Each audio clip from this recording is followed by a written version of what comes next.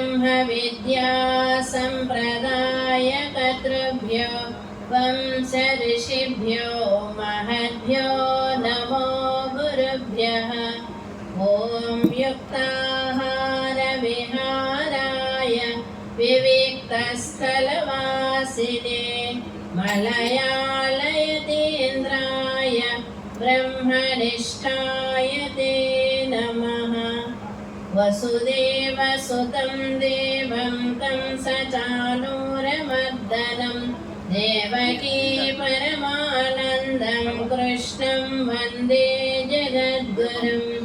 प्रशान्तं सुशीलं सुधापूर्णस्वान्तं सदा वेदान्तबोधेरमन्तम् अखण्डात्मध्याने दिवं यापयन्तं गुरुं नौमि विद्यामुने पादद्वन्द्वम्।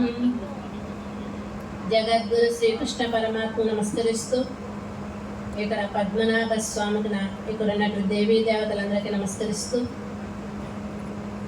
వ్యాసాశ్రమ సంస్థాపకులు పాతస్మరణీయులు మహేష్ సద్గురు శ్రీ మలయాళ స్వాముల వారి దివ్య చరణారవిందము నమస్కరిస్తూ సద్గురువులు మద్గురు వరేణ్యులు విద్యానందగిరి స్వాముల వారి చరణ కమలము నమస్కరిస్తూ అఖిలాంధ్ర స్వాధు పరిషత్ అధ్యక్షులైనటువంటి పరమాత్మానందగిరి స్వాముల వారి చరణ కమలము నమస్కరిస్తూ ఇప్పుడు అధ్యక్ష స్థానంలో ఉన్నటువంటి స్కందదేవానంద స్వాముల వారికి నమస్కరిస్తూ ఇక్కడ ఆశీనులైనటువంటి మాతాజీలకు స్వామీజీలకు పరమాత్మ స్వరూపులైన మీ అందరికీ నమస్కరిస్తూ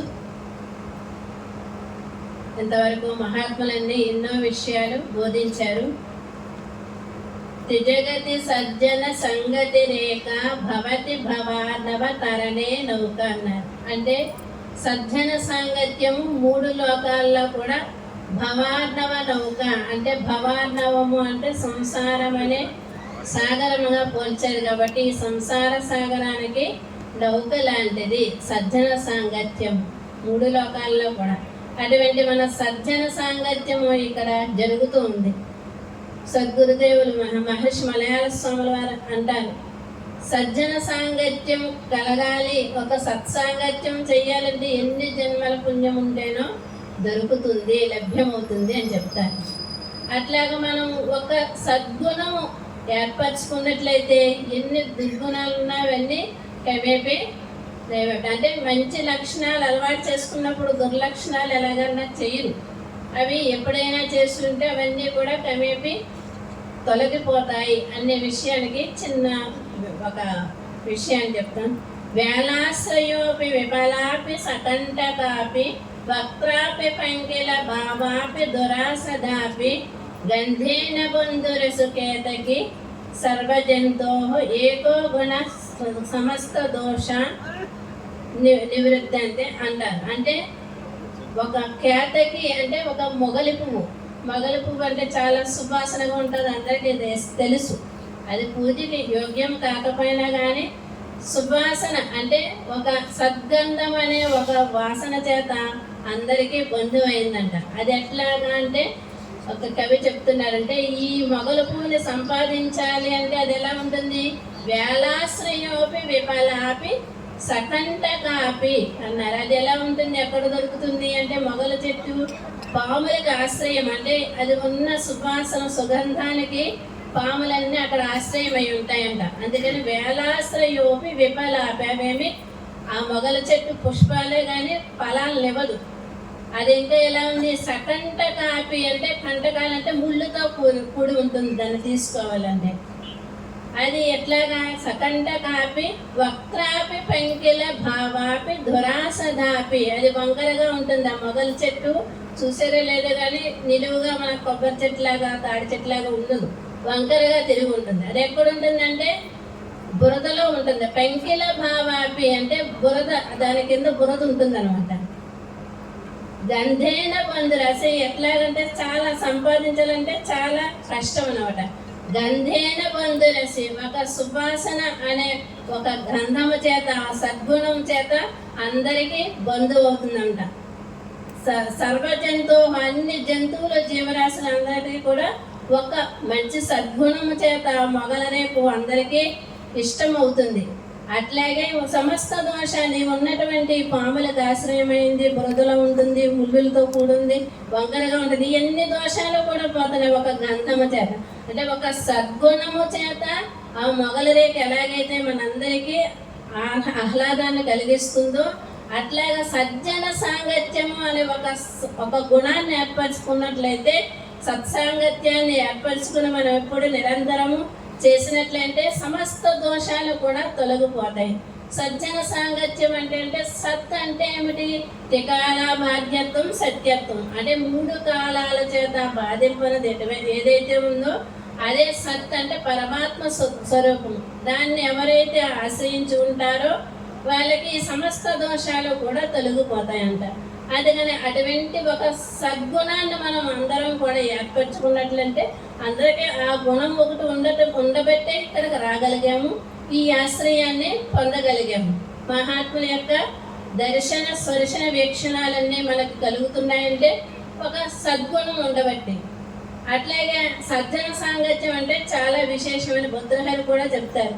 సంతప్తాయసి సంస్థితస్య పయసో నామాపి న శ్రూయతే ముక్తాకారతయా తదేవ నళినీ పత్రస్థితం దృశ్యతే అంతఃసాగర మధ్యపతితం తన్మౌక్తికం జాయతే ప్రాయేనాదమ మధ్యమోత్తమదుషా ఏవం దృశారుత్తయః అన్నారు. అంటే మనము సత్సాంగత్యం అని ఒక మంచి సాంగత్యం చెయ్యాలి. అది ఎలాగా అంటే సంతప్తాయసి సంస్థితస్య పయసః అన్నారు. ఒక ఇనప ముక్క ఉందనుకోండి, అది ఐరన్, అది ఒక అగ్ని యొక్క సాంగత్యం. అంటే అగ్నిలో వేసేస్తే ఏమవుతుంది? అగ్ని యొక్క దాహక శక్తి, తేజస్ శక్తి రెండింటినీ కూడా సంపాదించుకుంటుంది. ఐరన్ అంటే ఇనుప ముక్క అగ్నిలో వేయడం వల్ల ఏమవుతుంది అంటే అగ్నిలాగే ప్రకాశిస్తుంది, పట్టుకుంటే కాలుతుంది. ఒక జడమైన ఇనప ముక్కే అగ్ని యొక్క సాంగత్యం చేత 2 లక్షణాలు పొందిందంటే మనం జ్ఞానం కలిగిన వాళ్ళు మహాత్ముల యొక్క సాంగత్యం చేస్తే ఎందుకు రాదు? అటువంటి సల్లక్షణాలన్నీ కూడా మనకి వస్తాయి. అదే ఇనప ముక్కు బాగా కాలిన దాని మీద చిన్న నీటి బొట్టు వేస్తే నామాపి నా శ్రూయతే, ఏమీ తెలియదు. అంటే ఎక్కువ నీళ్ళు పోస్తే ఆరిపోతుంది, కానీ కొంచెం. అట్లాగే కొంచెం దుర్మార్గుల యొక్క సాంగత్యం చేసినట్లయితే, అంటే చెడ్డ నడత కలిగినట్లయితే నామాపి నా శ్రూయతే, వాళ్ళ తల్లిదండ్రుల పేరు కూడా వంశం పేరు ఏది ఉండదన్నమాట. అట్లాగే ఒక నీటి బిందువు తామరాకు మీద పడినట్లయితే నళినీ పత్రస్థితం దృశ్యతే, తామరాకు మీద ఉన్న అంతసేపు ఆ నీటి బిందువు ముత్యములాగా ప్రకాశిస్తుంది. అది గాలి వేస్తే మళ్ళీ నీటిలో కలిసిపోతుంది. అలాగే మనం కూడా సజ్జన సాంగత్యం చేస్తున్నాం. ఇక్కడ విన్నంతసేపు బాగానే ఉంటుంది. మన ప్రదేశానికి వెళ్ళాక మళ్ళీ ఎవరి లోకం వాళ్ళది. అలా ఉండకుండా మనం అంతఃసాగర మధ్య పతితం తన్మౌక్తికం జాయతే అన్నారు. అంటే ముత్యు చిప్పలో పడినటువంటి ఆ నీటి బిందువు ఏమవుతుంది? స్వాతికార్తలో ముత్యు చిప్ప అంటారు కదా, ఆ నీటి బిందువులన్నీ కూడా ముత్యాలు అవుతాయి. ఆ ముత్యాలు ఎక్కడ ప్రకాశిస్తాయంటే ఉన్నతమైనటువంటి స్థానం మీద ప్రకాశిస్తాయి. మహాత్ముల యొక్క కానీ మంచి వాళ్ళ యొక్క శరీరాల మీద కానీ ప్రకాశిస్తూ ఉంటాయి. అట్లాగే మనం కూడా సజ్జన సాంగత్యం అంటే మహాత్ముల యొక్క సత్పురుషుల యొక్క సాంగత్యం చేసినట్లయితే చెప్తారు కదా, గురువు నోట్లో పడితే తెప్పించుకోలేము, పులి నోట్లో పడినా తెప్పించుకోగలుగుతాం అంటారు. అంటే గురువు యొక్క అనుగ్రహం వీక్షణ పడిందంటే వాళ్ళు ఎప్పుడైనా తరించాలి అనుకుంటారు. అహేతు నాణ్య నపితారయంత అన్నారు. అంటే ఏ కారణము లేకుండానే గురువులు వాళ్ళని ఎలాగన్నా సరే ఈ సంసార బంధం నుండి రక్షించాలి అనుకుంటారు. మనం కూడా వాళ్ళకి అలా ఉండాలి. అంటే తను మన ధనాల్ని అర్పించి, అందుకే తద్విద్ది ప్రణిపాతేన పరిప్రశ్నేన సేవయ అన్నారు. ఎలా ఉండాలి గురువు దగ్గర అంటే పనిపాత పరిప్రశ్న సేవాదులు 3 కలిగినట్లయితే గురువు యొక్క అనుగ్రహం కలుగుతుందన్నమాట. అట్లాగే ఈ అంతఃసాగర మధ్య పతితం తన్మౌక్తికం జాయతే ప్రాయేణ అధమ మధ్యమ. అంటే మన యొక్క సాంగత్యం ఎలా ఉందంటే మధ్యమ ఉత్తమ, అంటే అధమంగా ఉండకూడదు, ఉత్తమంగా ఉండాలి అంటున్నారు. అంటే మహాత్ముల యొక్క సాంగత్యం చేసినట్లయితే అలాంటి లక్షణాలన్నీ మనం సాంగత్యం చేసామంటే వాళ్ళు ఎలా నడుచుకుంటున్నారో, ఏదైతే చెప్తున్నారో మనం దాన్ని ఆశ్రయించినట్లయితే మనం కూడా అదే లక్షణాలు పొందుతాము. అలాంటి లక్షణాలు మనకు కలిగి అలాగే రాణిస్తాం. అందుకే చెప్తారు కదా, అన్నిటికంటే గొప్పదే బంగారం. పరశువేది అని ఒకటి ఉంటుందంట, అది ఇనుమును తాకినట్లయితే బంగారం అవుతుంది. కానీ పరశువేది ఇంకో పరశువేదిని తయారు చేయలేదు. సద్గురువు శిష్యుల్ని తనలాగా తనకంటే గొప్పవారిగా కూడా తయారు చేస్తారు. అందుకని సద్గురువు చాలా గొప్పవారు. కిం దుర్లభం సద్గురి రస్తిలోకే సత్సంగతే బ్రహ్మ విచార ఏమ అన్నారు. అంటే లోకంలో సద్గురువు, సత్సంగము, బ్రహ్మ విచారణ ఈ మూడు ఉండాలి.